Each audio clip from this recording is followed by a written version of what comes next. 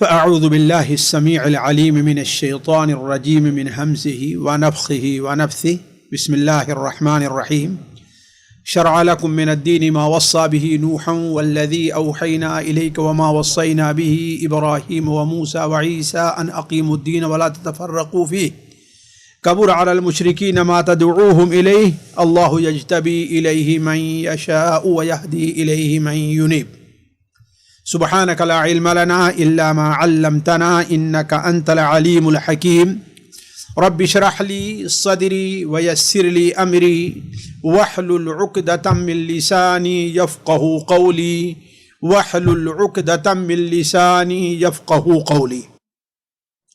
پیارے بھائیوں اور پیاری بہنوں، السلام علیکم ورحمۃ اللہ وبرکاتہ.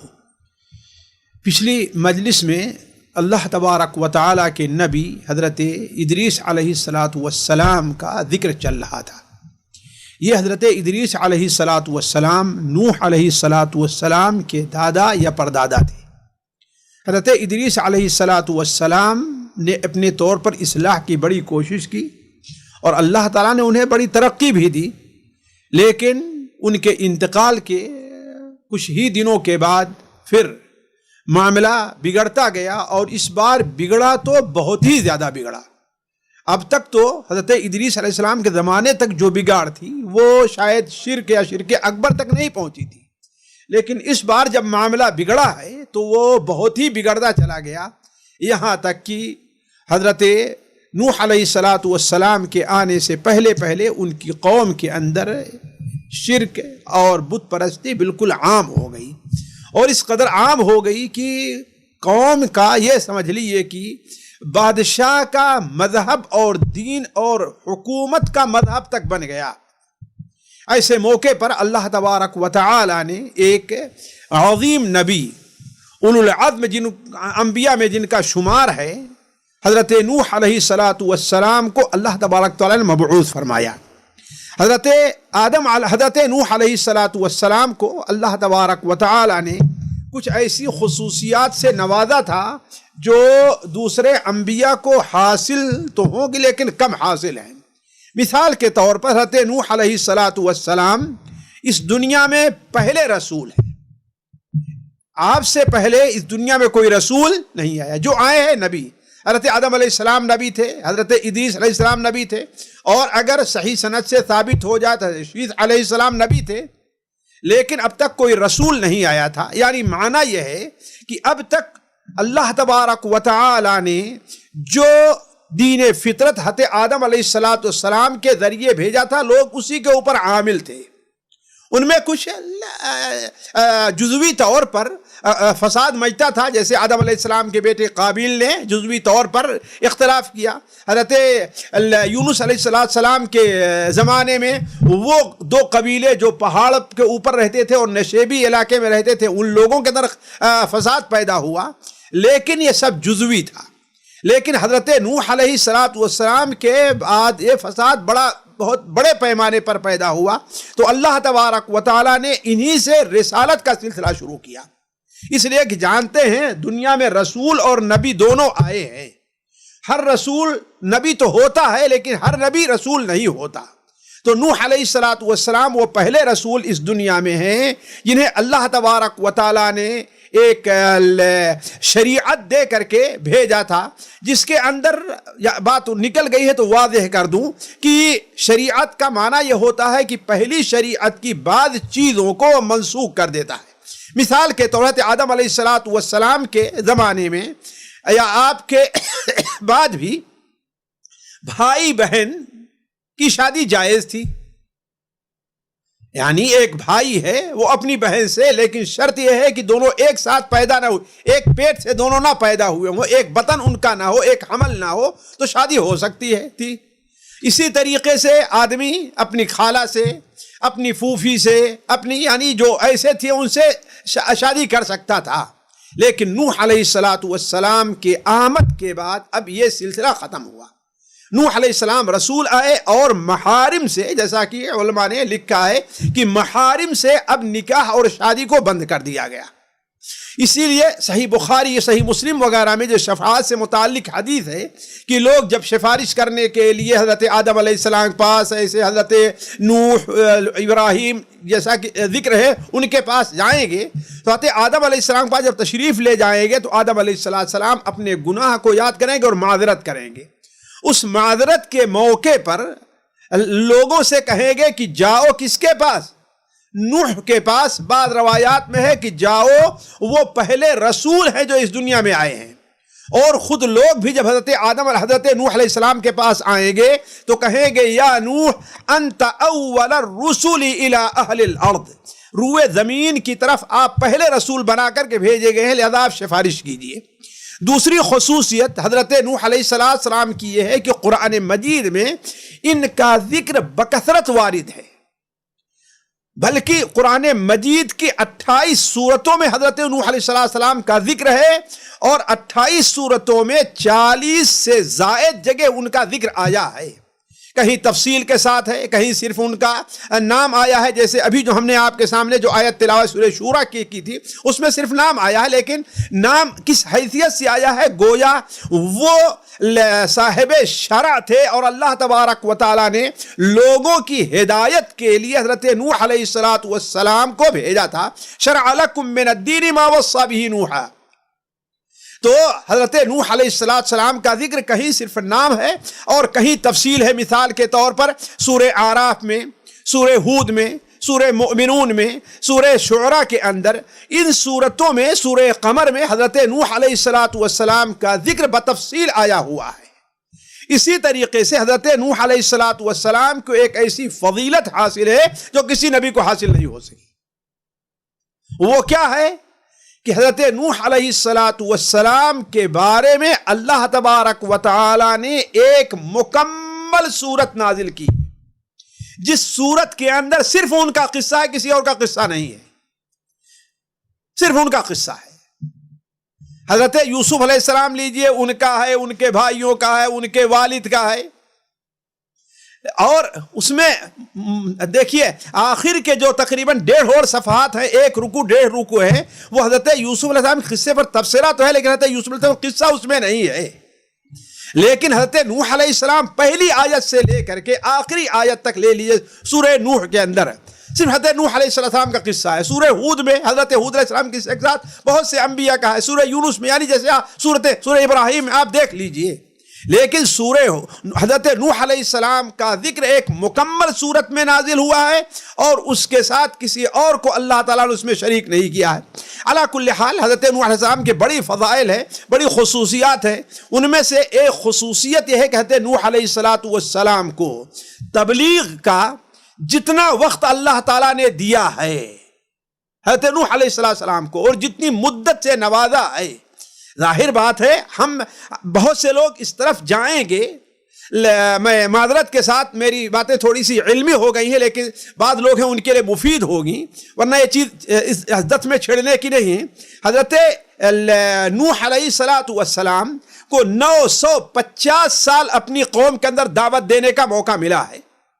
ہم میں سے بہت سے لوگ کہیں گے کہ آخر اس دعوت کا فائدہ کیا ہے کہ وما آمن معہ الا قلیل، تھوڑے لوگ ایمان لے آئے۔ تو ساتھیو اصل مسئلہ یہ نہیں ہے، اصل مسئلہ یہ ہے کہ جس کو جتنی زیادہ عمر ملے گی اور جتنا عمل کا موقع ملے گا، اللہ تبارک و تعالی اس کی نیکیوں میں اتنا ہی زیادہ اضافہ کرے گا۔ اسی لیے تو پچھلی مجلس میں جو آیا، اگرچہ وہ روایت ضعیف بنی اسرائیلیات میں سے، کہتے ہیں یونس علیہ السلام سے جب اللہ تعالیٰ نے فرمایا کہ اے یونس، ہم تمہیں تمہاری قوم کے، تمہاری امت کے جتنے لوگ نیک عمل کریں گے ان کے برابر ہم تم کو عمل اجر دیں گے، تو حضرت یونس علیہ السلام نے تمنا ظاہر کی کہ کاش کہ میری عمر لمبی ہوتی جائے، اور اس کے لیے انہوں نے فرشتوں سے مشورہ کیا۔ تو حضرت نوح علیہ السلام سے یہ خصوصیت گویا کہ انہیں اللہ تبارک و تعالی کے دین کے لیے محنت کرنے، کوشش کرنے، اللہ تبارک و تعالیٰ کے دین کے لیے اپنی یعنی جوانی، بڑھاپا، سارا کچھ اس کے اندر صرف کر دیا ہے، اور 1-2 سال نہیں، 60 65 70 100 200 سال نہیں، فَلَبِثَ فِيهِمْ أَلْفَ سَنَةٍ إِلَّا 50 عَامًا، گویا کہ 950 سال تک حضرت نوح علیہ السلام دعوت کا کام کرتے رہے. تو یہ ایسی فضیلت ہے جو کسی اور کو حاصل نہیں ہے. اسی طریقے سے شاید یہی وجہ ہے کہ اللہ تعالیٰ نے قرآن مجید میں حضرت نوح علیہ السلام کی بڑی تعریف کی ہے. بعض ایسے اللہ تبارک و تعالیٰ نے نوح علیہ السلام کے لیے ایسے الفاظ استعمال کیے ہیں کسی اور کے لیے نہیں ہیں. مثال کے طور پر حضرت نوح علیہ السلام کو اللہ تبارک و تعالیٰ نے صاحب اخلاص قرار دیا, اور تقریباً بہت سے انبیاء کے بارے میں اللہ نے فرمایا ہے صاحب اخلاص. اور آپ جانتے ہیں اخلاص کتنی بڑی نعمت ہے, اور اللہ اگر کسی کو مخلص کہہ دیتا ہے تو سبحان اللہ, اس کے بارے میں کیا شبہ ہو سکتا ہے. اور آپ جانتے ہیں کہ اخلاص کتنی برکت والی چیز ہے, اتنی برکت والی چیز ہے کہ اللہ تبارک و تعالی گناہ کو بھی نیکی بنا دیتا ہے اگر بندے کے اندر اخلاص ہو تو اللہ تبارک و تعالی نوح علیہ السلام کو مخلصین یعنی صاحب اخلاص شمار کیا ہے. چنانچہ سورہ صافات میں اللہ تعالیٰ فرماتا ہے وَلَقَدْ أَرْسَلْنَا فِيهِمْ مُنذِرِينَ فَانظُرْ كَيْفَ كَانَ عَاقِبَةُ الْمُنذَرِينَ إِلَّا عِبَادَ اللَّهِ الْمُخْلَصِينَ وَلَقَدْ نَادَانَا نُوحٌ فَلَنِعْمَ الْمُجِيبُونَ. سوائے ہمارے مخلص بندے, اور ان مخلص بندوں میں کون ہے؟ وَلَقَدْ نَادَانَا نُوحٌ فَلَنِعْمَ الْمُجِيبُونَ. اسی طریقے سے اللہ تبارک و تعالی نے نوح علیہ السلام کو صاحب احسان بندہ قرار دیا ہے, یعنی جن کے اندر احسان, محسنین. ظاہر بات ہے احسان کا اسلام کے اندر کتنا اونچا مقام ہے, اور یہ احسان جو یہاں پر استعمال ہوا ہے یعنی اس کی عبادت کے اندر بھی حسن ہے, اس کے اعمال اور کردار کے اندر بھی حسن پایا جا رہا ہے. وہ گویا کہ ہر اعتبار سے اس کے اندر حسن ہی حسن ہے. اللہ تبارک و تعالیٰ نے سورہ صافات میں بیان فرمایا سلام علی نوح فی العالمین انا کذالک نجزی المحسنین. دیکھیں اسی طریقے سے اللہ تبارک و تعالیٰ نے نوح علیہ السلام کی ایک صفت بیان کی ہے جو کم سے کم اس وقت میرے ذہن میں نہیں, کسی اور نبی کے بارے میں آپ نے فرمایا ہو. وہ صفت کیا ہے؟ اللہ تبارک و تعالیٰ انہیں عبدن شکورا قرار دیا ہے. عبدن شکورا. ساتھیو ہر نبی شکور ہے, اس میں کوئی شک نہیں ہے, اس میں کوئی شک نہیں, ذرا برابر شک نہیں ہے. لیکن اللہ تبارک و تعالیٰ اگر کسی نبی کی کوئی خاص صفت استعمال کرتا ہے تو اس کا مطلب کیا ہے کہ اس سلسلے میں وہ اللہ تبارک و تعالیٰ کے نزدیک سب سے اونچے مقام پر فائز ہے, اللہ ماشاء اللہ واللہ عالم. تو اللہ تعالیٰ نے حضرت نوح علیہ السلام کے بارے میں کیا فرمایا؟ ذریۃ من حملنا مع نوح انہ کان عبدا شکورا. اور یہ صفت حضرت آدم علیہ السلام نے بھی جب قیامت کے دن حشر میں جب لوگ ان کے پاس جائیں گے تو کہیں گے اللہ تعالیٰ انہیں عبد شکور قرار دیا ہے. اس طریقے سے اگر آپ جائیں تو نوح علیہ السلام کے اور بہت سی صفات قرآن مجید میں ہے. اور ساتھیوں میں یہ بات اس لیے ذکر کر رہا ہوں کہ اگر آپ غور کریں تو قرآن مجید میں دعات کے لیے خاص طور پر جن ایام میں اس وقت لوگ گزر رہے ہیں, تمام انبیاء کی سیرت بہت ضروری ہے کہ سامنے رکھیں دعات اپنے سامنے, اور دعات لوگوں کے سامنے وہ چیزیں بیان کریں. تو اس سلسلے میں حضرت نوح علیہ السلام کی سیرت بڑی اہم چیز ہے دعات کے لیے, اور اس سے فائدے حاصل کرنا یہ بڑا اہم کام ہے جو دعات اس کو اپنے سامنے رکھیں. تو علی کل حال نوح علیہ السلام کیا تھے, ان کی اہمیت کیا تھی, میری اس بات سے آپ کے سامنے میری اس بات سے واضح ہو چکا ہوگا. اب ہم آگے بڑھتے ہیں. حضرت نوح علیہ السلام جیسا کہ ہم نے کہا حضرت نوح علیہ السلام حضرت ادریس علیہ السلام کے پوتے پوتے تھے, اس لیے ان کا نسب نامہ بیان کیا جاتا ہے نوح بن لامک بن متو شلخ یا شلح بن اخنوع, یعنی وہی ادریس علیہ السلام ہیں. حضرت نوح علیہ السلام کی پیدائش کے بارے میں اہل سیر جو کچھ لکھتے ہیں وہ یہ ہے کہ آدم علیہ السلام کی وفات کے 136 سال یا 126 سال بعد ان کی پیدائش ہوئی ہے. امام ابن جریر طبری نے اسی کو قبول کیا ہے.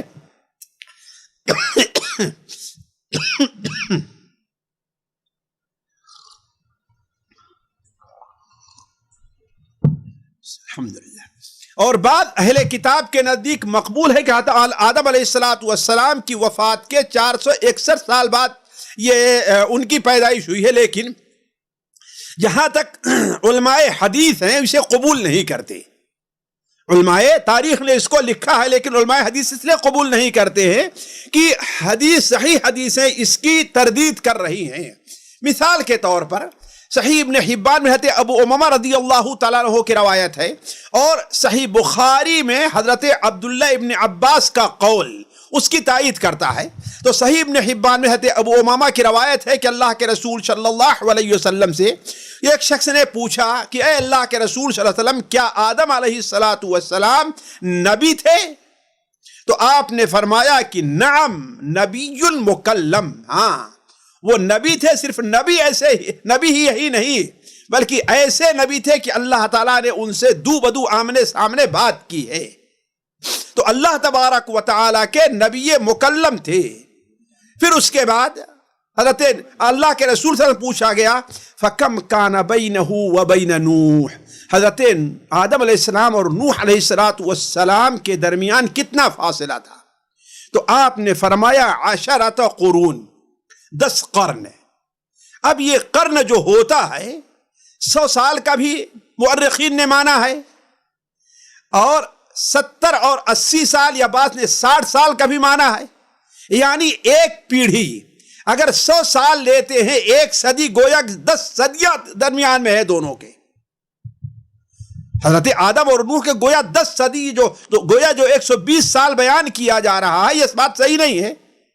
اور اگر 10 پیڑھی بھی لیں، گویا کی قرن اصل میں ہوتا ہے لوگوں کی ایک جماعت، اور یہ تقریباً 60 70 80 سال لوگ لیتے ہیں، اس لیے کہ عموماً عمر لوگوں کی یہی ہوتی ہے۔ اب آپ یہ اس سے زیادہ عمر رہی ہوتی ہوگی، 100 سال لے لیجئے، تو اگر 80 سال بھی آپ لیتے ہیں تو کتنا ہو جائے گا ذرا سوچیں، 800 سال۔ تو کہنے کا مطلب یہ ہے کہ علماء حدیث اس کو قبول نہیں کرتے، اور ان کا کہنا ہے کہ یہ سب تاریخ نگار جو لوگ ہیں ان کا یہ اندازہ ہے، ورنہ حضرت آدم علیہ السلام حضرت نوح علیہ السلام کے درمیان فاصلہ بہت رہا ہے، صدیوں کا فاصلہ رہا ہے، 1-2 صدی کا معاملہ نہیں ہے۔ قوم نوح، حضرت نوح علیہ السلام جس قوم کی طرف نبی بنا کر کے بھیجے گئے تھے، اس قوم کو بنو راسب کہا جاتا تھا، بنو راسب کہا جاتا تھا، اور یہ قوم بت پرست تھی، بتوں کی پوجا کرتی تھی۔ خاص طور پر ان کے یہاں 5 بت بڑے مشہور تھے جن کی بڑی اہمیت دیتے تھے، یعنی اس قدر اہمیت تھی کہ وہ لوگ اپنے جو ان کے سرکردہ حضرات ہیں، گویا ان کا بھی وہی مذہب تھا، ان کے جو بادشاہ تھے، ان کے جو وزراء تھے، ان کا بھی وہی مذہب تھا، اور نیچے کے لوگوں کو نوح علیہ السلام سے متنفر کرنے کے لیے انہیں بتوں کا حوالہ دیتے تھے کہ تم ان کو نہ چھوڑنا، ان کا دامن نہ چھوڑنا۔ جس طریقے سے آج بہت سے لوگ کسی کو دستگیر بنا رکھا ہے، کسی کو گنج بخش بنا رکھا ہے، اور کسی کو غوث بنا رکھا ہے، ان کا واسطہ دیتے ہیں کہ ہمارے ہاتھ میں دامن ہے غوث اعظم کا، ہمارا کیا بگڑنے والا ہے۔ تو اسی حالانکہ ان کے جو لوگ یہ کہتے ہیں ان کے 1-2 معبود نہیں ہے، سینکڑوں معبود قبروں کی شکل میں، مزارات کی شکل میں پائے جا رہے ہیں، لیکن خاص جو ہوتے ہیں ان کی ایک اہمیت ہوتی ہے۔ تو نوح علیہ السلام کے زمانے میں جو قوم تھی وہ بت پرستی میں مبتلا تھی، البتہ جن بتوں کی پوجا کیا کرتے تھے ان میں 5 بہت اہم ہیں جن کا ذکر سورہ نوح میں ہے، اور یہی بت بعد میں جیسا کہ صحیح بخاری میں حضرت عبداللہ ابن عباس رضی اللہ عنہ کی روایت ہے کہ یہی بت بعد میں قوم عرب کے اندر بھی پائے گئے۔ اب قوم عرب میں کہاں سے لائے گئے ہیں؟ بعض مورخین نے کہا کہ ہندوستان سے لائے گئے ہیں، بعض مورخین نے کہا کہ شام سے لائے گئے ہیں، یہ الگ مسئلہ ہے، لیکن عرب کے اندر یہ بت پائے جاتے تھے، اور وہ کون ہیں؟ ود ہیں، سوا ہیں، یغوث ہیں، یعوق ہیں، اور نصر ہیں، جیسا کہ سورہ نوح کے اندر ہے وَقَالُوا لَا تَذَرُنَّ آلِهَتَكُمْ وَلَا تَذَرُنَّ وَدًّا وَلَا سُوَاعًا وَلَا يَغُوثَ وَلَا يَعُوقَ وَنَسْرًا۔ قوم کے سرکردہ لوگوں نے کہا کہ دیکھو نوح کی بات میں آ کر کے تم اپنے معبودوں کو پوجنا نہ چھوڑنا، اور اپنے معبودوں میں خصوصی طور پر ان 5 معبودوں کا ذکر کیا کہ خصوصاً ان سے تو تم بھٹکنے نہ پانا. کون ہے؟ ود ہیں، سوا ہیں، یعوق ہے،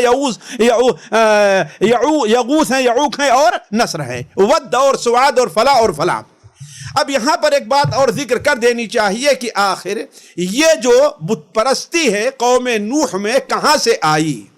جبکہ آدم علیہ السلام فطرت اور توحید پر تھے، حضرت شیث علیہ السلام، حضرت ادریس، یہ سارے کے سارے فطرت توحید پر تھے اور لوگ توحید کے اوپر تھے. تو کہاں سے آئی ہے؟ تو اس سلسلے میں حضرت عبداللہ ابن عباس رضی اللہ تعالیٰ عنہ کا صحیح قول جو صحیح بخاری کے اندر مروی ہے سند کے ساتھ، اور بعض مؤرخین بھی اس طرف گئے ہوئے ہیں کہ اصل میں یہ قوم حضرت یونس علیہ حضرت ادریس علیہ السلام کے وفات کے بعد ان کے شاگردوں میں جو کچھ بڑے بڑے شاگرد تھے، جب ان کا انتقال ہوا تو اب ان کی جگہ لینے والا ان لوگوں کے نزدیک کوئی نہیں تھا، جس کی وجہ سے وہ بڑا پریشان ہوئے. جیسے آج کوئی عالم کسی کا بڑا عالم ہو اور کسی شہر میں کسی ملک میں رہتا ہو، ہر شخص ان کی طرف رجوع کرتا ہو، جب اس کا انتقال ہو جاتا ہے تو لوگ اس سے بڑے پریشان ہوتے ہیں، کہتے ہیں اب ہم کیا کریں، کس کے پاس جائیں گے. ایسے وقت میں شیطان نے اپنی چال چلی اور ان کے پاس جا کر کہتا ہے کہ دیکھو ایسا کرو کہ ان کی فوٹو اسٹیچو بنا کر کے جہاں پر وہ بیٹھ کر کے درس دیا کرتے تھے، جہاں وہ بیٹھ کر کے عبادت کرتے تھے، تمہاری ہدایت کا کام کرتے تھے، وہاں نصب کر لو، اور جب ان کو تم دیکھتے رہو گے تمہارا جی ان باتوں کو یاد کرے گا جو تم کو بتاتے تھے اور تم اس کے اوپر عمل کرتے رہو گے. اس طریقے سے ان لوگوں نے ان کے بت بنا لیے، ان کی تصویر بنا لی، بت نہیں ہوا بھی ہوا، تصویر بنا لی، اور تصویر بنا کر کے ان کی تعلیم، تربیت، عبادت کی جگہوں میں نصب کر دیا. اور جب ان لوگوں کا انتقال ہوا جو انہیں صرف یادداشت کے لیے رکھے ہوئے تھے، دوسرے لوگ بعد میں آئے تو ان لوگوں نے یہی سمجھا کہ یہ ہمارے بڑے بزرگ تھے، ہمارے لوگوں نے ان کی اہمیت کے پیش نظر اور ان کے وسیلے ہی سے دعائیں کیا کرتے تھے، لہذا ہم بھی ان کے وسیلے سے دعا کریں گے. آہستہ آہستہ خود انہی کی پوجا اس لیے ہونے لگی کہ اللہ کے مقرب تھے، اگر ہم ان کو چڑھاوا چڑھائیں گے، ان کو سجدہ کریں گے، ان سے دعائیں مانگیں گے تو یہ ہماری مراد اللہ تعالیٰ کے پاس رکھ کر کے ہماری مراد پوری کرا دیں گے. اس طریقے سے ان لوگوں کے اندر بت پرستی پھیل گئی. تو اللہ تبارک و تعالیٰ نے ان کی ہدایت کے لیے حضرت نوح علیہ السلام کو بھیجا، جیسا کہ اللہ تعالیٰ فرماتا ہے اِنَّا أَرْسَلْنَا نُوحًا إِلَىٰ قَوْمِهِ أَنْ أَنذِرْ قَوْمَكَ مِنْ قَبْلِ أَنْ يَأْتِيَهُمْ عَذَابٌ أَلِيمٌ وَلَقَدْ أَرْسَلْنَا نُوحًا إِلَىٰ قَوْمِهِ أَنِ اعْبُدُوا اللَّهَ وَاتَّقُوهُ كذبت قوم نوح المرسلين إذ قال لهم أخوهم نوح ألا تتقون إني لكم رسول أمين فاتقوا الله وأطيعون. پورے قرآن کے اندر آپ دیکھیں گے تو نوح علیہ السلام نے سب سے پہلے اپنی قوم کو کس کی دعوت دی ہے؟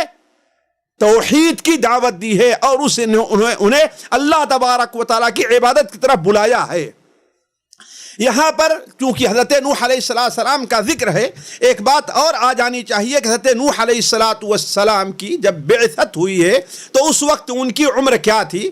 اس سلسلے میں قرآن اور صحیح احادیث کے اندر کچھ بھی وارد نہیں ہے. البتہ مؤرخین نے لکھا ہے، کوئی کہتا ہے ان کی عمر 50 سال تھی، کوئی کہتا ہے کہ 150 سال تھی، یعنی 50 سال اگر ان کی عمر رہی ہو تو 150 سال تک وہ اپنی قوم کو 950 سال تک اپنی قوم کو دعوت دیتے رہے. تو گویا اس طریقے سے ان کی عمر 1000 سال کی ہوتی ہے. لیکن ظاہر بات ہے 1000 سال پورے ہونے کے بعد بھی کچھ وقت ان کو قوم کی ہلاکت کے بعد رہا ہوگا. اس وقت ان کی عمر کیا تھی واللہ عالم. بعض لوگوں نے کہا ہے کہ اس وقت وہ اپنی قوم کی ہلاکت کے بعد 350 سال زندہ رہے، واللہ عالم. حضرت نوح علیہ السلام کی دعوت کا خلاصہ کیا ہے ساتھیو؟ اسے ہم 3 نقطے میں پیش کر سکتے ہیں اختصار کے ساتھ، تفصیل میں جانے کا وقت نہیں ہے. حضرت نوح علیہ السلام نے اپنی قوم کو جو دعوت دی ہے وہ 3 چیز کی دعوت دی ہے. ایک دعوت تو کیا ہے؟ وہ توحید کی دعوت، ان اعبدوا اللہ. اور دوسری دعوت کیا دی ہے؟ اللہ تبارک و تعالیٰ کی عبادت کی دعوت دی ہے. یہ بات خصوصی اس لیے میں ذکر کر رہا ہوں کہ بہت سے لوگ یہ سمجھتے ہیں کہ اگر ہمارے اندر توحید ہے اور ہم عبادت کریں یا نہ کریں ہم پکے موحد و پکے مسلمان بنے ہوئے ہیں، اور دوسرے لوگوں پر اپنا فخر جتاتے ہیں۔ یہ انبیاء کے منہج کے خلاف ہے۔ آپ کہتے ہیں نا کہ ہم انبیاء کے منہج پر ہیں، یہ انبیاء کے منہج کے خلاف ہے۔ انبیاء کا منہج جہاں عقیدے کے طور پر توحید کو اپنانا ہے، وہیں دیگر عبادات کو عملی طور پر بجا لانا بھی ہے۔ تو نوح علیہ السلام کی دعوت پہلے توحید رہی ہے، پھر اسی کے ساتھ ساتھ نوح علیہ السلام نے اللہ تبارک تعالیٰ کے تقوی یعنی اللہ کی عبادت کی دعوت دی ہے، اور اسی کے ساتھ ساتھ یہ بھی کی ہے، بات کہی ہے کہ دیکھو یہ دونوں کام جو ہونا چاہیے وہ اطاعت کے ساتھ ہونا چاہیے۔ یہ نہیں کہ آدمی اللہ کا عبادت کرنے میں آزاد ہے، جیسے چاہے عبادت کرے، نہیں، اطاعت کے ساتھ ہونی چاہیے۔ اگر تم نے یہ کام نہیں کیا تو پھر تم عذاب علیم کا انتظار کرو، دردناک عذاب کا انتظار کرو۔ یہ چیز آپ دیکھیں گے قرآن مجید کے اندر جہاں نوح علیہ السلام کا تذکرہ ہے، یہ چیز بڑے واضح طور پر ہے۔ چنانچہ سورہ اعراف میں اللہ تعالیٰ ارشاد فرماتا ہے، جہاں حضرت نوح علیہ السلام کا ذکر پہلی بار تفصیل کے ساتھ آیا ہے، ویسے اس سے پہلے نوح کے ذکر آتا رہا ہے لیکن اس میں تفصیل نہیں رہی ہے۔ اللہ تعالیٰ فرماتا ہے لقد ارسلنا نوحا الى قومه فقال یا قوم اعبدوا اللہ ما لکم من الہ غیرہ انی اخاف علیکم عذاب یوم عظیم۔ ہم نے نوح علیہ السلام کو ان کی قوم کی طرف بھیجا اور انہوں نے کہا اے میری قوم اعبدوا اللہ، اللہ کی عبادت کرو، ما لکم من الہ غیرہ، اللہ کے علاوہ تمہارا کوئی بھی معبود نہیں ہے، تمہاری عبادت کے لائق کوئی بھی نہیں ہے۔ یاد رکھو اگر تم نے ایسا نہیں کیا تو انی اخاف علیکم عذاب یوم عظیم، تمہارے اوپر مجھے عذاب علیم دردناک عذاب کا خوف ہے۔ حضرت سورہ ہود کے اندر اللہ تعالیٰ ارشاد فرماتا وَلَقَدْ أَرْسَلْنَا نُوحًا إِلَىٰ قَوْمِهِ إِنِّي لَكُمْ نَذِيرٌ مُّبِينٌ أَلَّا تَعْبُدُوا إِلَّا اللَّهَ إِنِّي أَخَافُ عَلَيْكُمْ عَذَابَ يَوْمٍ عَلِيمٍ۔ ہم نے نوح کو ان کی قوم کی طرف بھیجا، کیا کہہ کر کے؟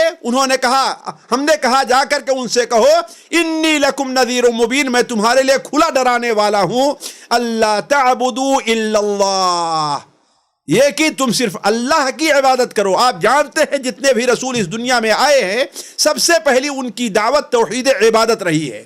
تو اللہ تعبدوا الا اللہ انی اخاف علیکم عذاب یوم علیم۔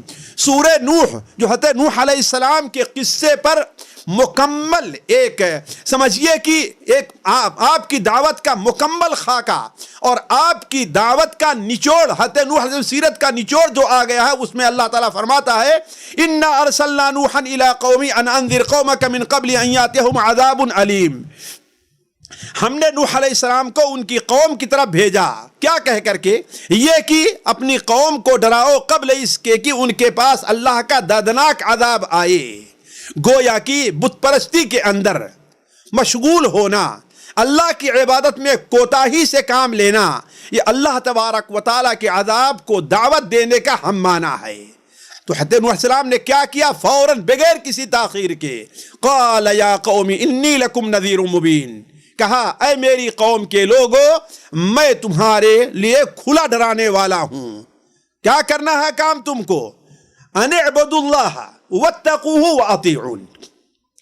کس چیز سے میں ڈرا رہا ہوں؟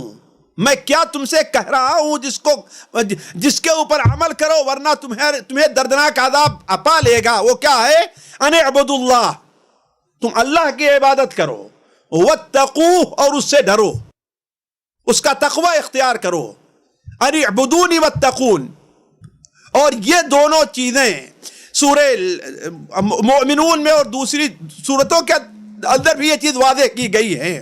تو ان اعبدوا اللہ، تم اللہ کی عبادت کرو، واتقوہ، اللہ تبارک و تعالی سے ڈرتے رہو، واطیعون، اور میری اطاعت کرو۔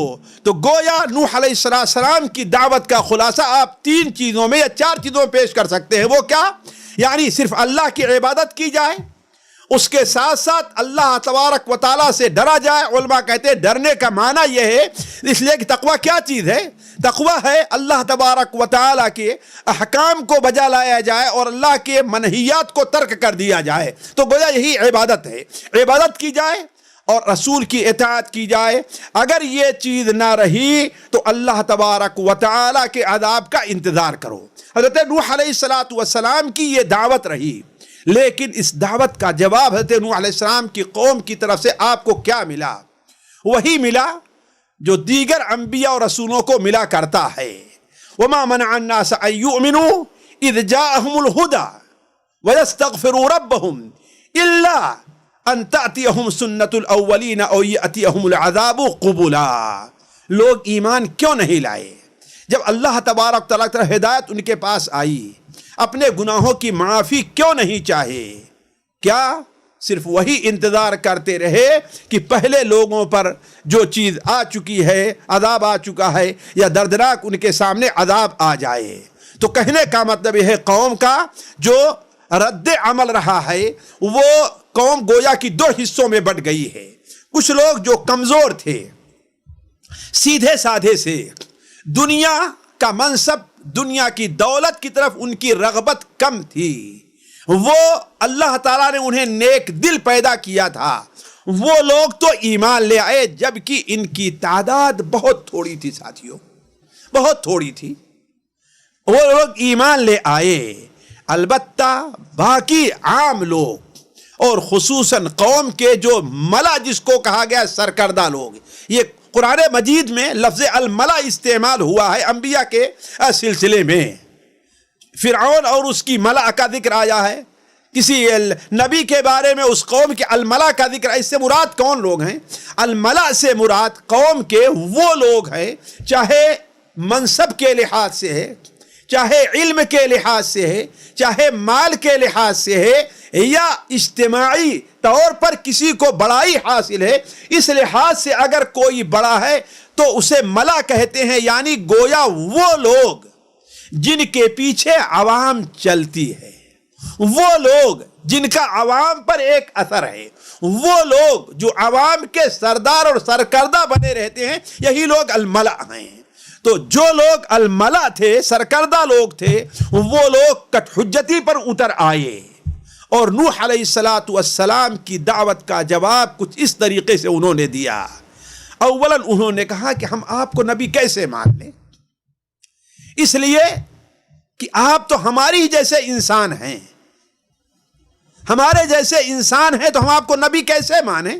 نبی تو وہ ہونا چاہیے جو ہماری ہدایت کے لیے، ہماری رہنمائی کے لیے، جو ہم سے پرے کوئی یعنی فرشتہ کوئی ہو، وہ ہونا چاہیے. دوسرا ان کا جواب یہ تھا کہ ہم یہ دیکھتے، ہم آخر کیا دیکھ کر کے آپ کے اوپر ایمان لے آئیں؟ آخر کیا خوبی ہے؟ ہم دیکھتے ہیں کہ آپ کی بات کو قبول کرنے والے چند سیدھے سادہ لوگ جو بالکل سطحی ذہن رکھنے والے ہوتے ہیں، وہ دوربین بھی نہیں ہوتے ہیں، ان کی نظر بھی دور کی نہیں ہوا کرتی ہے، اور قوم کے اندر معاشرے میں ان کی کوئی اہمیت نہیں ہوتی ہے، سادے سے لوگ ہیں.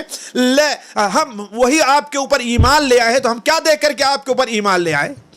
تیسری بات انہوں نے یہ کہی کہ ہم یہ بھی دیکھتے ہیں کہ آپ کے پاس کوئی مال نہیں ہے، آپ کو کوئی مرتبہ حاصل نہیں ہے، آپ ہمارے سے اونچے بھی نہیں ہیں، ہم سے بڑے بھی نہیں ہیں.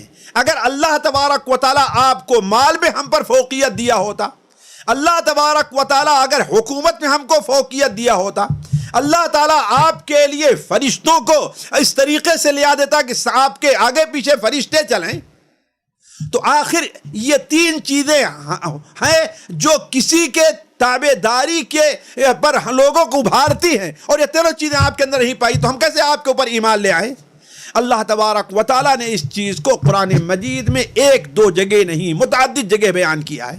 چنانچہ اللہ تبارک و تعالیٰ ایک جگہ فرماتا ہے فقال الملأ الذین کفروا من قومه ما نراک الا بشرا مثلنا وما نراک اتبعک الا الذین هم اراذلنا بادی الرائے وما نرى لكم علینا من فضل بل نظنکم کاذبین نعوذ باللہ من ذلک. فقال الملأ الذین کفروا من قومه، قوم کے بڑے سرداروں نے کہا ما نراک الا بشرا مثلنا، ہم تو آپ کو اپنی جیسے ایک بشر دیکھتے ہیں، اور ہم یہ دیکھ رہے ہیں کہ ما نراک اتبعک الا الذین هم اراذلنا بادی الرائے، آپ کی جو اتباع کرنے والے ہیں وہ نہایت ہی سیدھے سادے سے لوگ ہیں، بادی الرائے، ان کی ہلکی ان کی سوچ والے ہیں، نیچی سوچ والے ہیں، اوپر کی سوچ دور کی چیزیں نہیں سوچتے ہیں۔ وما نرى لكم علينا من فضل، اور ہم آپ کو اپنے اوپر کوئی افضلیت نہیں دیکھتے ہیں۔ آخر اللہ تعالیٰ نے آپ کو نبی بنایا، ہمیں کیوں نہیں نبی بنایا؟ اس لیے کہ یہ لوگ ہر چیز کو دنیا کے معیار پر سوچتے ہیں، ہر چیز کو دنیا کے اعتبار سے اس پر نظر کرتے ہیں۔ تو کیا کہا؟ ما نرى لكم علينا من فضل، کوئی آپ اپنے اوپر کوئی فضیلت اہمیت نہیں دیکھتے، بل نظنکم کاذبین، بلکہ ہم یہ دیکھ رہے ہیں کہ آپ تو جھوٹے ہیں، نعوذ باللہ من ذالک۔ سورہ المؤمنون میں اللہ تعالیٰ نے اور واضح طور بیان فرمایا، فقال الملأ الذین کفروا من قومه ما هذا الا بشر مثلکم یرید ان یتفضل علیکم، یعنی گویا کہ الزام بھی لگایا۔ قوم کے سرداروں نے اپنے قوم سے کہا، اے یہ تو تمہاری طرح ایک انسان ہے، یہ جانتے ہو جب یہ اپنے مال سے اپنے افراد سے ہم پر بڑا نہیں بن سکا تو ہم پر بڑائی حاصل کرنے کا ایک عجیب طریقہ اس نے ایجاد کیا کہ میں اللہ کا رسول ہوں۔ یرید ان یتفضل علیکم وَلَوْ شَاءَ اللَّهُ لَأَنزَلَ مَلَائِكَةً، اگر اللہ تعالیٰ چاہتا کسی کو رسول بنا تو فرشتوں کو رسول بنا کر کے بھیجا۔ مَا سَمِعْنَا بِهَذَا فِي آبَائِنَا الْأَوَّلِينَ، ہم نے اسے اپنے گزرے ہوئے باپ دادا کے اندر یہ چیز تو نہیں پائی۔ إِنْ هُوَ إِلَّا رَجُلٌ بِهِ جِنَّةٌ نَعُوذُ بِاللَّهِ مِنْ ذَلِكَ، یہ تو ایسا شخص ہے کہ یہ تو مجنون ہے۔ فَتَرَبَّصُوا بِهِ حَتَّى حِينٍ، انتظار کرو یہ بھی ختم ہو جانے والا ہے۔ علی کل حال ایک مدت گزر گئی، حضرت نوح علیہ السلام اپنی دعوت میں سرگرم رہے، بسا اوقات قوم سے مناظرات بھی ہوتے رہے، جس کا بہترین نقشہ آپ لوگ سورہ ہود کے اندر دیکھ سکتے ہیں۔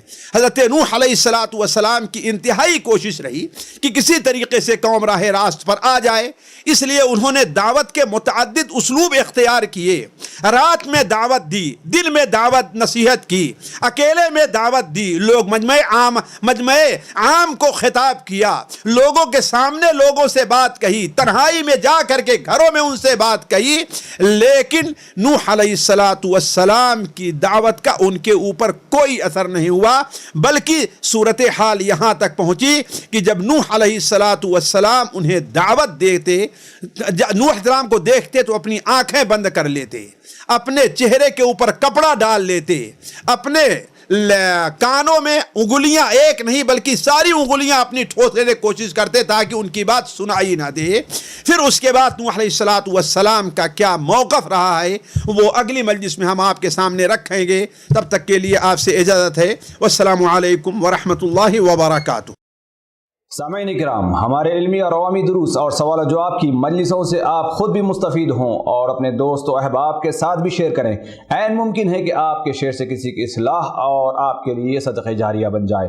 واٹس ایپ پر اسلامک میسج حاصل کرنے کے لیے نمبر نوٹ فرمائیں: یعقوب عزیز 00966 5089 59707۔ واٹس ایپ سوال و جواب گروپ میں ایڈ ہونے کے لیے نمبر نوٹ فرمائیں: عبدالسلام عمری 00966 502627 622۔ نمبر بھیجتے ہوئے نام اور پتہ ضرور لکھیں۔ اسی طرح ہمارے یوٹیوب چینل اسلامی دعویٰ کو ضرور سبسکرائب کریں تاکہ ہماری ہر نئی اور اہم ویڈیو کی اطلاع آپ کو فوری حاصل ہو جائے۔ تمام دروس، مقالات اور سوال و جواب سیریز کے لیے ہماری مشہور ویب سائٹ www.islamidawah.com کا مشاہدہ کرتے رہیں۔ السلام علیکم ورحمۃ اللہ وبرکاتہ۔